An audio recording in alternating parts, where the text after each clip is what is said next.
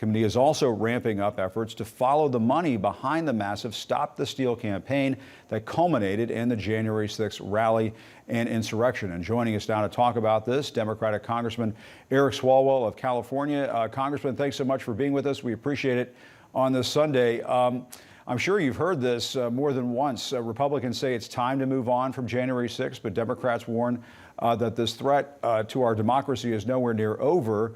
And you recently shared a voicemail that a Trump supporter left for you after watching Fox News. I want to play just a portion of that for our viewers. You people are a disgrace to God, our country, and our people. You're the enemies of the United States people. You atheist communists are the threat to our democracy, our Constitution, and our way of life. And I hope these foreign invaders you're letting in this country, I hope they chop you and your family up and feed them to their dogs, you pig. You and there's your free speech for today. From Trump Nation. Write it down, you little Trump Nation, baby. Now, some of the expletives bleeped out the N-word as well as homophobic slurs. But in your view, what does this say in this phone call say, not just about the person who left the phone call message, but also about Fox News? This is the Tucker Carlson effect, Jim, where you see a straight line from Tucker Carlson lying about me, inciting his viewers, and then aiming them at me, where this caller references Tucker Carlson from the very get of this call, that he was just watching Tucker Carlson. And I have confronted Tucker a number of times about this. I've told him that his lies have led to death threats against me, against my family. And the fact that he continues to lie about me and so many others shows that this is what he wants, that he wants his viewers to unleash this type of venom at his targets. And I'm just afraid, Jim, we're going to see more and more political violence in this country as long as Donald Trump and Tucker Carlson are unleashing, their hateful propaganda out into the ether. And as somebody who was in the Capitol during the insurrection, let's talk about January 6th. What did you make of the former president this week saying that the real insurrection happened on Election Day and that January 6th was a protest? I mean, it's a double-edged sword, Congressman, putting his statements out there. They're so toxic and dishonest and poisonous. But at the same time, people need to understand the lies behind them. What did you think when you saw that statement? Again, Donald Trump is trying to erase history and reframe the debate. This is what he did with the Russia investigation when it was so clear that he had worked to collude and expected help from Russia. This is what he did with the first impeachment. And Jim, the Republican Party led by Donald Trump and Kevin McCarthy, they don't believe in voting anymore. They believe in violence. And right now they are setting the stage with what they're encouraging in Arizona and Florida and Georgia and Texas with the voting rights changes. They're an anti-voter party. They're an anti-majority party.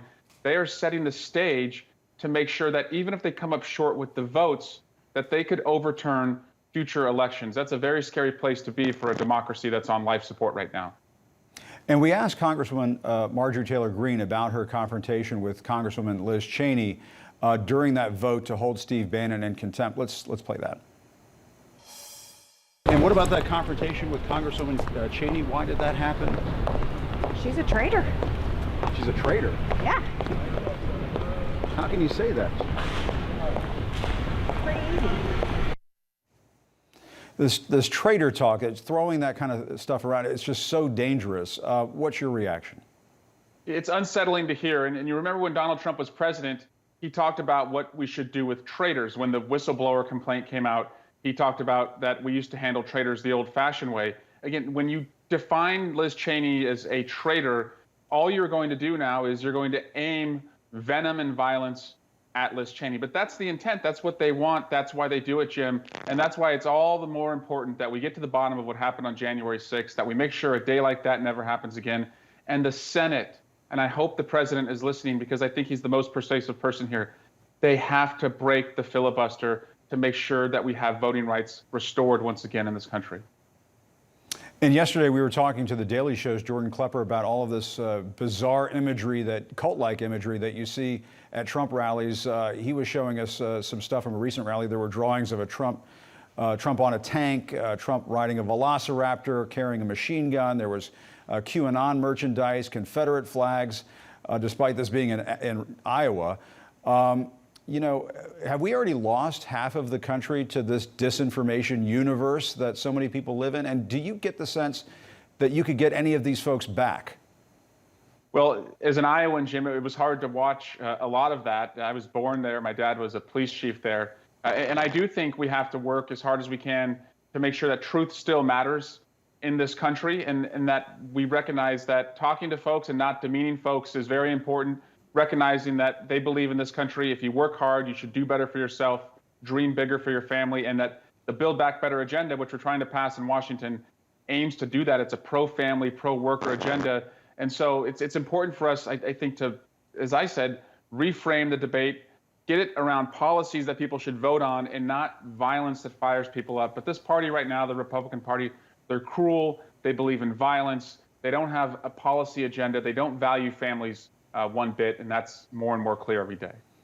Well, speaking of the president's agenda, Mr. Biden was meeting with Senator Schumer and Manchin today about the spending bill. Speaker Pelosi says Democrats will reach an agreement this week on a framework for it. As you know, Congressman, there's an important governor's race in Virginia coming up.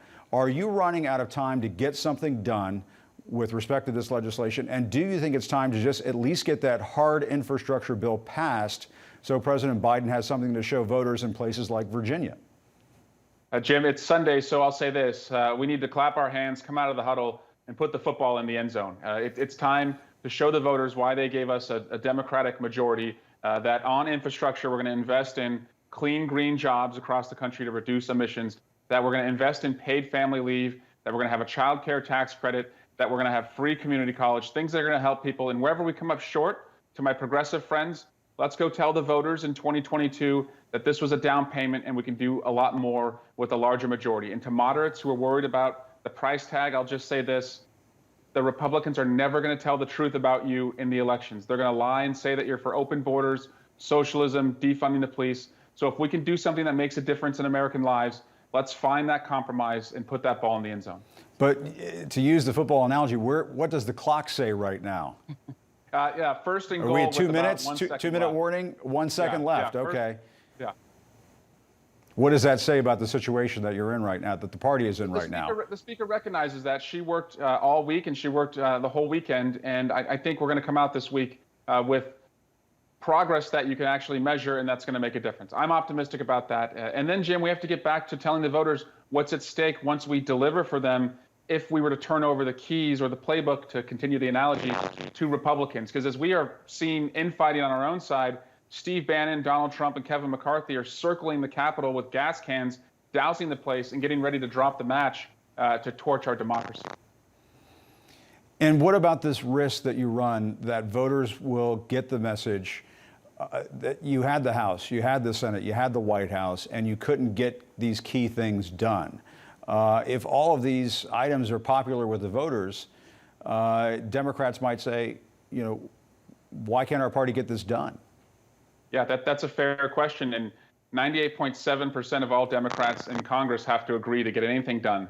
Franklin Roosevelt passed the New Deal with 310 plus Democrats. We have a very thin margin. So that's why everyone needs to be reasonable and recognize where we come up short. I'm confident we can define the Republicans as an anti-voter, pro-violence party, and that with a bigger majority, we can do more in 2022. But doing nothing is the surest way to putting this democracy that's on life support. It's effectively pulling the plug for our country.